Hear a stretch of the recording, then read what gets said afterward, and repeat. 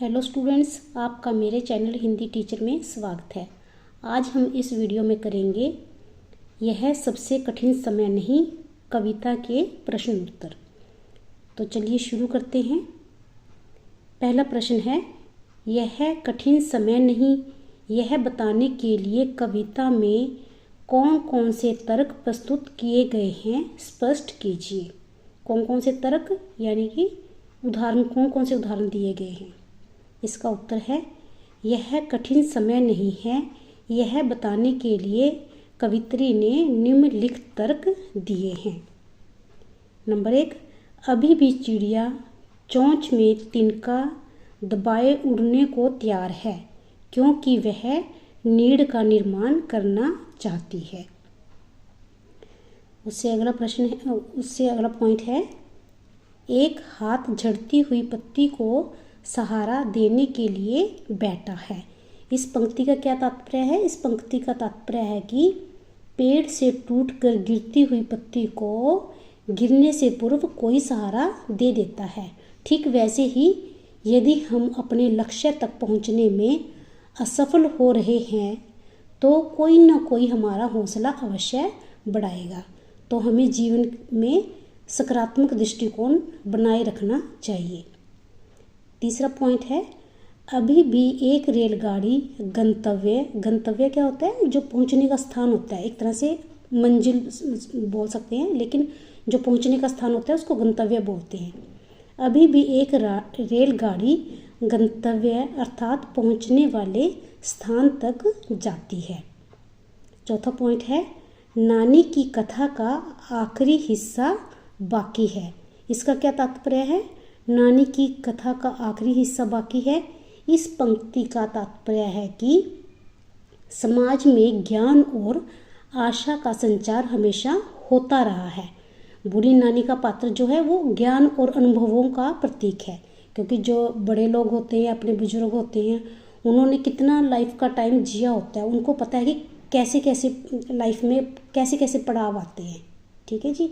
बूढ़ी नानी का पात्र ज्ञान और अनुभवों का प्रतीक है, जो पीढ़ी दर पीढ़ी बच्चों को जीवन के बारे में सिखाता है।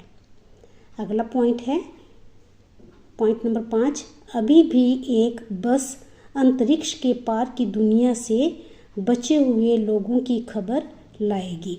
ये कौन सा है? एक आशावादी दृष्टिकोण झलकता है इस पंक्ति में। जैसे कि यह पंक्ति उम्मीद और भविष्य के प्रति आशावाद का प्रतीक है। ठीक है जी। जैसे अंतरिक्ष के पार से आने वाली बस एक ऐसी सकारात्मक खबर या सहायता की प्रतीक है जो मुश्किल समय से निकलकर बचकर आए लोगों की जानकारी ला सकती है। ये एक उम्मीद की किरण है ना, एक मन में उम्मीद जगाए रखना कि नहीं, अच्छा ही होगा, जो कुछ होगा अच्छा ही होगा। ये ना, थिंक पॉजिटिव बस। उससे अगला पॉइंट है, अभी भी कोई किसी को कहता है कि जल्दी आ जाओ, सूरज डूबने का समय हो चला है। ठीक है जी। अगला प्रश्न है क्वेश्चन नंबर 2, चिड़िया चोंच में तिनका दबाकर उड़ने की तैयारी में क्यों है? वह तिनकों का क्या करती होगी? लिखिए। इसका आंसर है, चिड़िया अपनी चोंच में तिनका दबाकर उड़ने की तैयारी में है, क्योंकि सूरज डूबने का समय हो चुका है। उसके डूबने से पहले चिड़िया अपने लिए घोंसला बनाना चाहती है। वह तिनके से अपने लिए घोंसला तैयार कर उसमें अपने बच्चों के साथ रहेगी। घोंसला उसके परिवार को सुरक्षा प्रदान करता है। अगला प्रश्न है, कविता में कई बार अभी भी का प्रयोग करके बातें रखी गई हैं। आइए ना, कविता में हर बार में आता है अभी भी, तो ये बातें ऐसे करके बातें रखी गई हैं। अभी भी का प्रयोग करते हुए 3 वाक्य बनाइए और देखिए उसमें लगातार, निरंतर, बिना रुके चलने वाली किसी कार्य का भाव निकल रहा है या नहीं। तो चलिए देखते हैं। देखो, फर्स्ट पॉइंट है, मुझे अभी भी सिर दर्द है। हमने वाक्य बनाना था ना अभी भी शब्द का प्रयोग करके। मुझे अभी भी सिर दर्द है, इसका कार्य का भाव निकल रहा है। इस पंक्ति में जो चलने वाला कार्य है उसका भाव निकल रहा है। अगला पॉइंट है, अभी भी गांव में बच्चे कई मील पैदल चलकर स्कूल जाते हैं। वाक्य है, इसका भाव निकल रहा है, अभी भी का प्रयोग हुआ है। ठीक है जी। तीसरा पॉइंट है, हम अभी भी अंग्रेजी सीख रहे हैं। वाक्य है, इसका अर्थ निकल रहा है और अभी भी शब्द का प्रयोग हमने इसमें किया है। तीनों वाक्यों में निरंतरता का भाव निकल रहा है। ठीक है जी।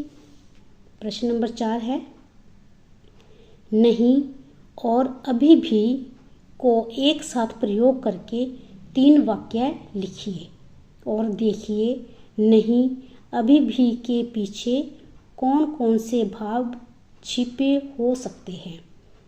इसमें कवित्री जी ने कहा है कि नहीं और अभी भी, ये जो 2 शब्द हैं इनका इकट्ठे प्रयोग करना है हमने।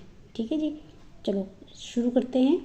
नहीं अभी भी मेरी परीक्षा की तैयारी कम है। दोनों शब्दों का प्रयोग हुआ है, नहीं और अभी भी इकट्ठे हुआ है। अगला पॉइंट है, नहीं अभी भी इमारत का निर्माण नहीं हुआ है। तीसरा पॉइंट है, नहीं अभी भी मेहमान के आने में देर है।